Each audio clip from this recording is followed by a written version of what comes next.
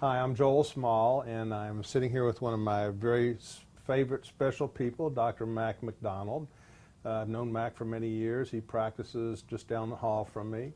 Mack is on the faculty at the Pankey Institute and as well as Spear Education, and speaks nationally about practice management for restorative practices, and also is involved in the Dentsply 360 program. So welcome, Mack. Thank you. It's a pleasure. Looking forward to this. My pleasure. Well, today we're going to talk a little bit about practice management and the referral process. And Great. Of course, you and I have talked about this at length because we've worked together for close to 30 years. A long time. Yeah, Doesn't seem that long. Close to 30 years. So, you know, just in general, and we can break this up to however you want to break it up, but I want to talk to you about, or at least have you explain what criteria you use when you're referring one of your patients to a specialist. Okay, so for me, the very first thing is trust. The people that I've worked with on our specialty team, we've worked hard to build a relationship and get to know one another, and I know that I can trust them because I'm trusting them with the patient, very dear to me, and I know how they think. We've worked on agreements about how we're going to work. So the top of my list is trust and a belief in the person that I'm referring to, because they're in essence an extension of me. And so for me, that's the very first thing. Okay, and so in saying trust, are you saying that you trust that they will also be an extension of your practice and that their staff will be an extension of your practice as well?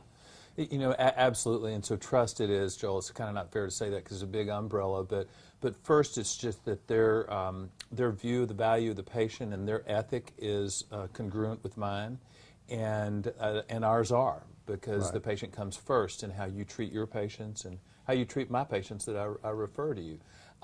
So it's that, but it's also clinical trust. In other words, the next thing is clinical competence. And, you know, both of us, that's important to, and so I want to work with specialists that have developed really high levels of clinical competence, that are committed to education, committed to the best standards that they can practice by, and that defines North Texas Endodontics, you and both partners. Well, thank you. So that's kind of the second thing. The third thing, as I'm rambling on here, would be your team. Because my office calls your office every day, if not multiple times a day, to get assistance with the referral. And I will tell you that they bend over backwards for us to help us, because like most of your referrals, it's often a pain-related phone call, or an infection-related phone call, or something that has a high degree of importance and urgency. And so your team really, really makes a big effort to help get our patients scheduled on a timely basis, and I know that how they're handled will be very, very well here, because that's just what happens. I guess what I'm saying is I have a ton of confidence. Debbie, as your office leader, not practice leader per se, but office manager, and her team, they just do a great job with people. Thank you. And so that's the three components that first come to mind. Well, I appreciate that, and I think that applies to really just any referral process. I think that what we found is that even, you know, above and beyond our practice, that what the people are looking for is a positive patient experience, and also having that accountability on the part of the specialists that they refer to, and the trust that they're not only going to provide that experience but also provide the clinical expertise. So you know, I think that's pretty much what we found as well. When your patients come back to you and they report to you, how critical is that in your decision making as far as who you're going to be referring to? Well, I mean, it's the bottom line, because that is really the results. You know, we're both in the business of patient experience. The big part of that is clinical, part of it is management. So how they come back affects my confidence and my enthusiasm about future referrals. And so when patients come back and say, you know, the procedures really went well, even if there were some difficulties, because doing endodontics is not always an easy thing, you know, but much better than I do. But when they come back and report that, and they're appreciative of how the staff handled them, that they got TLC from your assistant and your team, All of that matters, and that's what they say. They routinely come back and say it was not as difficult a procedure as I expected, even though we've told them that. And so that really is, without that, it's hard to have the confidence going forward for the next referral and the one after that. But we get that all the time. Okay. Well, and so having said that, we were talked earlier in one of our earlier tapes that our patients are really they don't really understand what a perfect root canal is. Right. But they certainly understand what a positive experience is. Right. And so, we talked about the holistic view of your practice, which I know that you have that in your practice, and that, we're not just providing a specific product, we're providing an overall service, which includes all aspects of our practice. And of course, you work with your front office and everybody in your hygiene department, whatever, to provide that overall patient experience. And we found that to be very important, that we provide that same experience for those patients when they come to us. So I think we mirror your philosophy, and I think over time, many times we find that that's going to be what ends up keeping a long-term relationship with the referring doctor. Yeah, absolutely that. No, I do think that we both have similar foundations, similar belief systems, similar approaches, and I think that's what makes it work. The patient comes from our office to yours and back, and they feel like they have received similar types of care, even though it's a completely different clinical procedure. Right. So how do you handle, I wouldn't say conflict, because that's not the right term, but if you have an issue with a referring doctor's office, how would you go about handling that? What would be your protocol for taking care of an issue? So it would begin with a phone call to the doctor, and then I'd want to schedule some time where we could go one-on-one and just sit down after patients and just chat. And the first thing I'd want to do is listen, just kind of hear from their perspective, kind of what happened, what the issues are that have created a conflict, and so that I understand both their perspective and the patient's perspective. Because, again, a patient can they can have a lot of emotions going on. They can sometimes react in ways that probably we wouldn't think is fair or objective. So I want to listen to both sides, because again, my thinking is I want a long-term relationship with my patient, and I normally have that.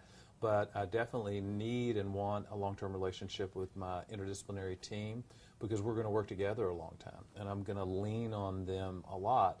So like any other friendship or relationship, conflict can be constructive. It can lead us to better resolution and how we do things in the future, and not just stay stuck if there was something that's changeable. And sometimes there isn't. Sometimes it's just a difficult case, difficult person, and their expectations were perhaps not fair or objective. I would have to say it doesn't happen a lot, and I don't remember the last time that's happened in our working relationship. Usually it's me coming back over here with a post-op lever saying, oh, this is a great-looking root canal. Thank you. Yeah. So, Joel, in talking about referrals, I've spent a lot of time talking with other specialists, Dr. Jensen, orthodontist in particular, and it's interesting how patients get referred out. And I believe in referring a patient to one specialty practitioner for specific reasons. And the patient, I believe in telling them that. I want them to know. So, for instance, I tell patients every day when we're talking about root canals that, and I'm generally most days, there's one of those, I'm telling them that I would see you or John or David. That's where I would go if I needed a root canal, because I know you as a person, I know your work, I trust you and I believe in you, and that's where I would go. That means a lot to that person. I don't give them multiple choices. So I would say if on occasion they saw one of the endodontists at North Texas Endodontics and wanted another opinion, I get that, no problem. Then I would provide them with a second name of another good endodontist to get a second opinion from. That really doesn't happen much. Happens probably more in orthodontics, sometimes in surgery, just depending on things.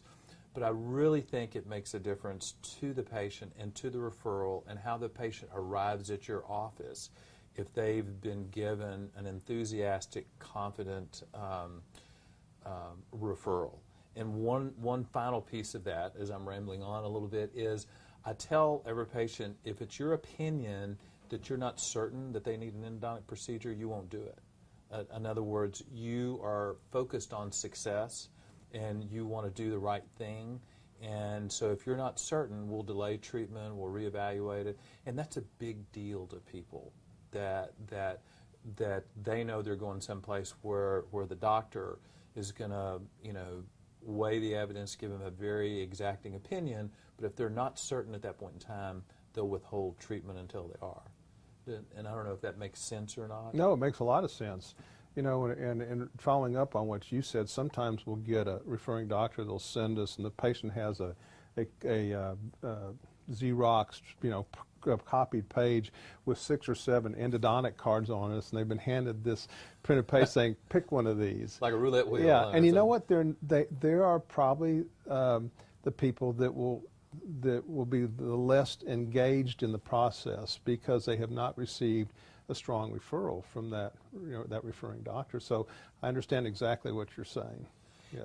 And I think from my standpoint, if I'm just thinking purely practice management and not what's best for the patient or clinical, and we're always thinking that, but I think it builds a stronger practice for somebody to know that I work with people I believe in. Oh, absolutely. Yeah. That's the kind of practice I want to have, is the kind of practice I have. So Ms. Patient, if you refer your friend to me, you're referring your friend to a place that wants to practice that way and has spent time building a team of specialty relationships that he believes in.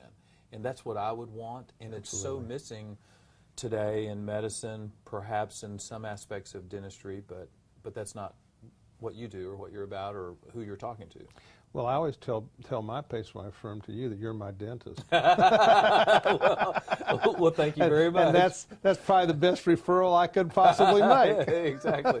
I can't take credit for that great smile. That's all Joel. Well, Mack, when you're making a referral, I'm sure that your patients have some concerns at various levels. One might be just the referral process itself. They're having to go to another office. Mm-hmm. The other one might be about the procedure itself, what's involved. What do you do to allay their fears when you're making that referral to a specialist? So clinically, the first thing is I try to talk them through clinically what I believe has happened to their tooth, to the pulp, and that if it's my view that the tooth is treatable, that this is what I think would be required. So usually that's a conversation, and people don't really understand what happens to dental pulps and what the consequences are. So we kind of talk through that in very simple terms so that they understand.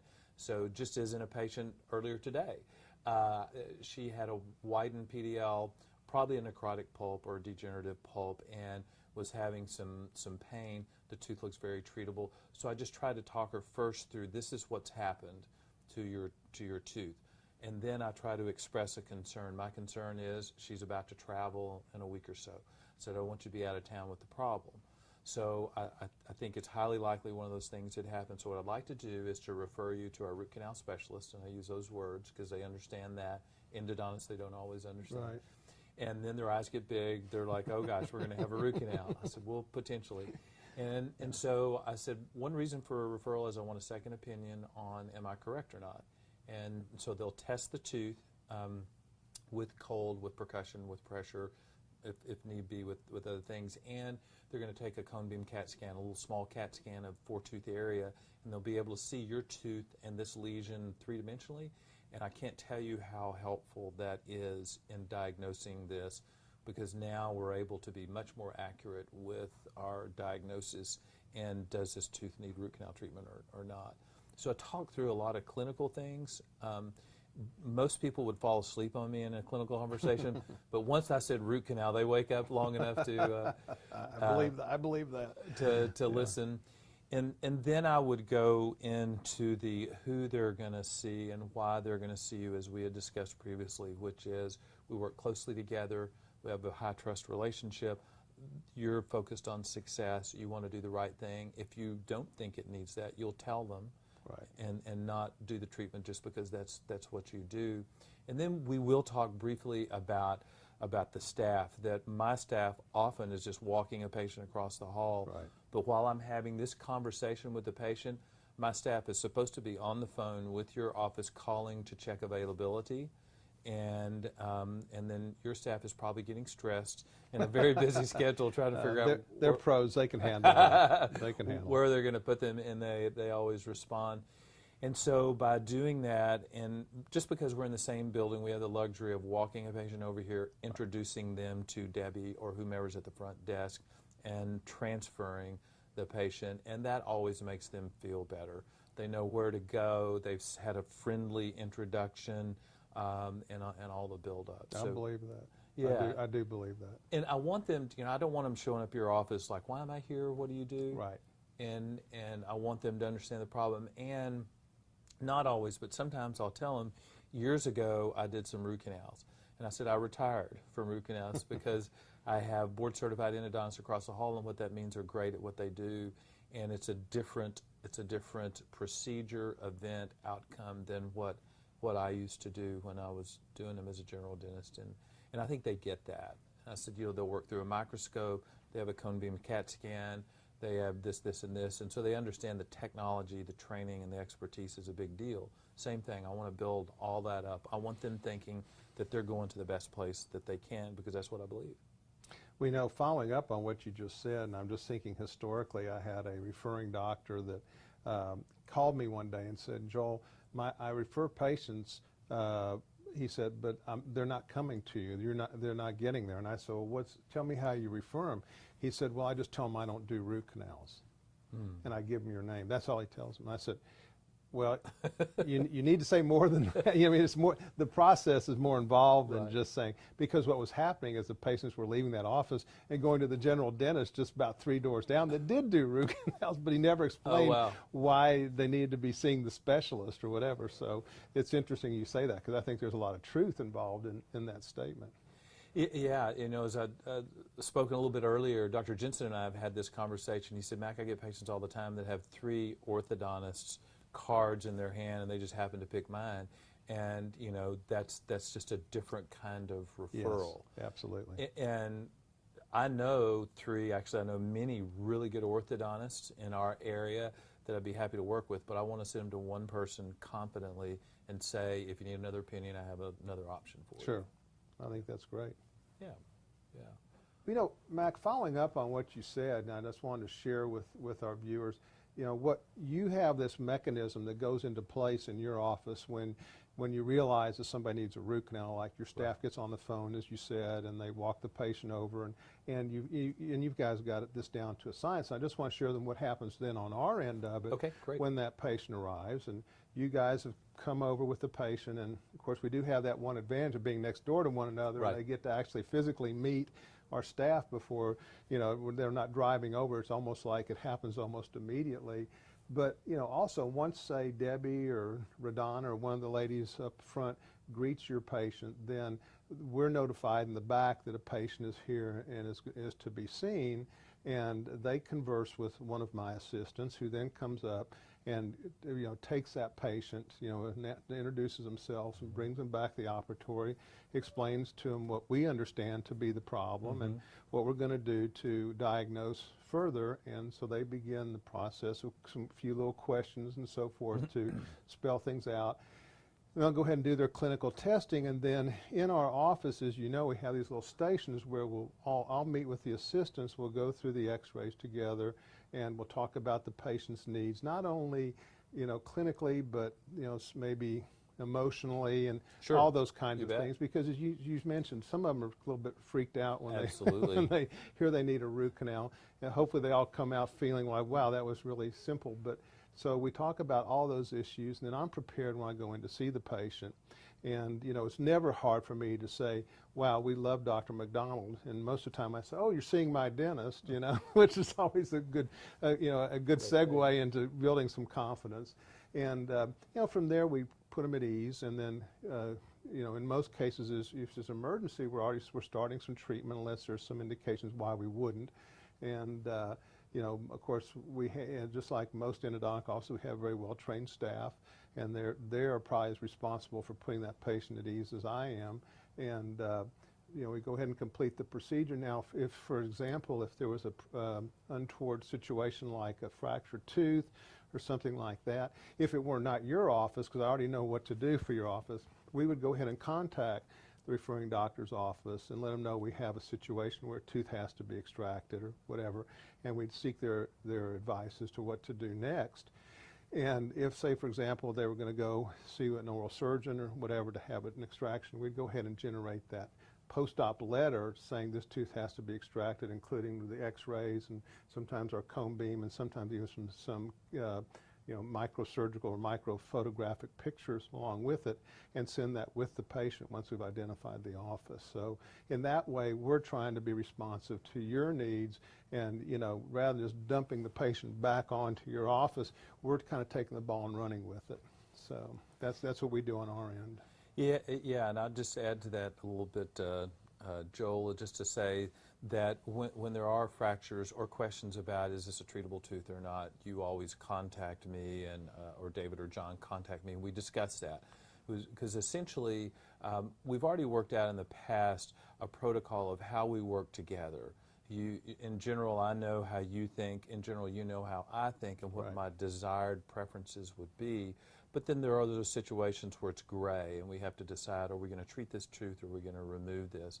But in general, if you don't feel like a tooth is going to be stable post-treatment, I want it to be removed, and let's go to an implant option or whatever.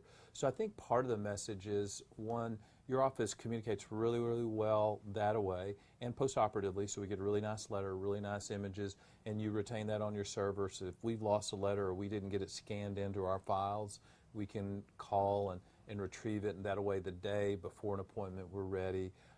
Also, what I would say is generally we've agreed on post-treatment how's the tooth going to be restored.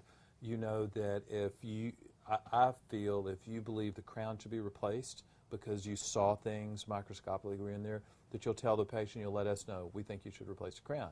Most of the time we're not replacing a crown, or we're trying to keep it as simple as possible. So Sure. we kind of know that we would lean towards a more conservative bent.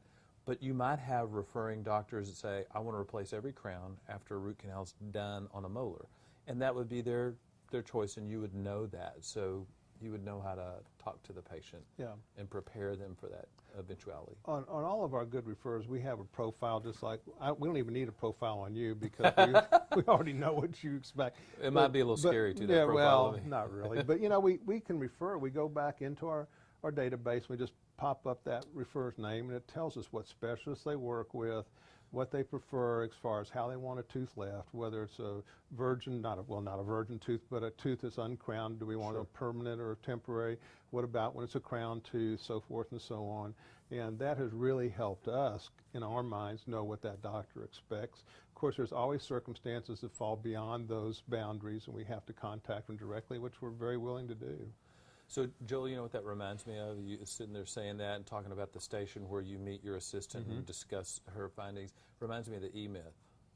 It reminds me of, in the E-Myth, you being very familiar with that, having taught from that a lot, just how the systems were worked out to customize the service to the individual client, whether that client is referring dentist or the client is the patient itself, and that you have to plan it and systematize it to execute it all the time. Exactly. And that would be, as a young Pankey student and now as a Pankey faculty member, I was taught, and we taught that idea to build a relationship with your specialist, work out your protocol about how you want to work together, what you expect of one another, and what your intended outcomes are, and do that philosophically as well as clinically. But that's everything you just said, was you've worked out the system just like the E-Myth.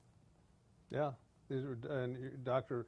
McDonald's referring to the E-Myth by Michael Gerber. For any of you that want to read it, it's an exceptionally good book and has a lot of application to dental practices. And I refer to it quite often, actually. Yeah, I've heard you.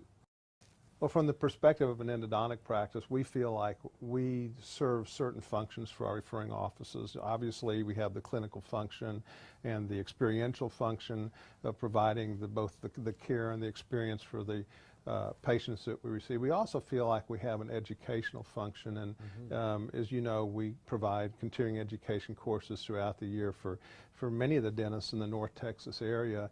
And it's not always on endodontics. We want, in fact, quite honestly, though, the last few sessions we probably haven't had anything to do with endodontics, but things that are applicable to our referring offices are important to them. And we've done this throughout the years, and we found that's been fairly helpful. And we even gave a course on hands-on endodontics for young dentists that wanted to do endo, because we felt like it was important for them to learn to do it right.